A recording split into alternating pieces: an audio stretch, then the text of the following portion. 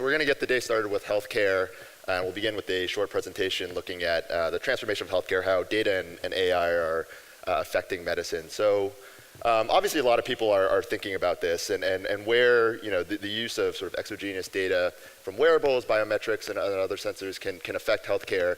This is a quote from Ginny Rometty, IBM CEO. And with all that data, you have a whole other world that can mean health and wellness for the individual. So how do we think about sort of this path to individualized medicine? I think there's three ways to break that down in terms of a framework. One is sort of creating and structuring that data, whether it's from electronic health records or wearables and gene sequencing. Next would be analyzing that data, and now with AI-powered drug discovery, patient analysis, genomics, and then actually getting to actionable care with gene therapy, personalized drugs, and treatments. So we'll start with creating and structuring data. Obviously, there's been a massive wave of data in healthcare now. Some of them here, telemedicine, payments, scheduling, wearables. But we're moving towards more personalized data on the way. So whether that's ingestibles or food data, portable scans, blood monitoring, the data is just going to continue to affect sort of this realm. And when we think about analyzing it and where that's going, there's been a lot of startups who are looking to work on sort of, bring artificial intelligence to healthcare. When we think about sort of startup investments and sort of formation across different verticals, healthcare has been definitely probably the most prominent in terms of where we've seen a lot of activity in the last couple of years.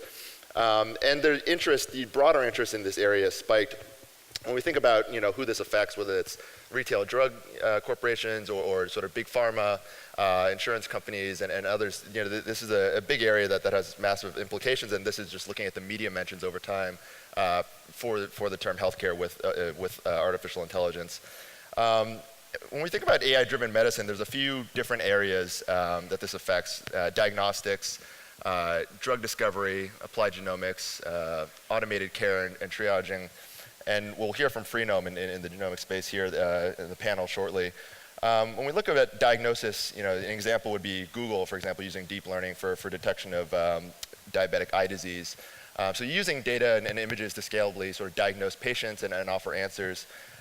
Drug discovery, companies like Atomwise are finding better ways to sort of find cures to diseases and reduce sort of that trial and error waste. Applied genomics, a number of startups are now working in this area, whether it's companies like 23andMe and Council or Freenome and Color Genomics. And a number of companies are now trying to understand the relationships between genes and our health so we can be more proactive about all of this. And automated care and triaging, this is a screenshot from a company called Babylon Health, which is sort of using this interface to help guide patrons to the appropriate place for care. So when we get to that level of actionable care, I think what can we do with sort of the highly specific data and moving towards more highly specific care solutions? So obviously, one application would be CRISPR and being able to use specific gene codes to make edits as necessary. Also, creating highly personalized drug treatments. Last year, for example, the FDA approved 3D printed drug in the U.S. And can we look at eventually creating sort of robo-doctors with this combination of highly granular data and biomarker detection? Can we fully automate this and start thinking about automating diagnosis and having sort of this, moving towards the world of robo-doctors? So some of the questions that the panel will be addressing going forward. Safety, obviously, is one major concern. You think about some of the major health breaches over the last few years, whether at Anthem or some of the other sort of large health organizations. Definitely a major concern that a lot of people are thinking about as we sort of move towards all of this. How will we all adapt to sort of the increased life expectancy? When you think about life expectancy today in 2016 at around 79 years old, what will that look like 50 or 100 years from now as we move towards some of these changes?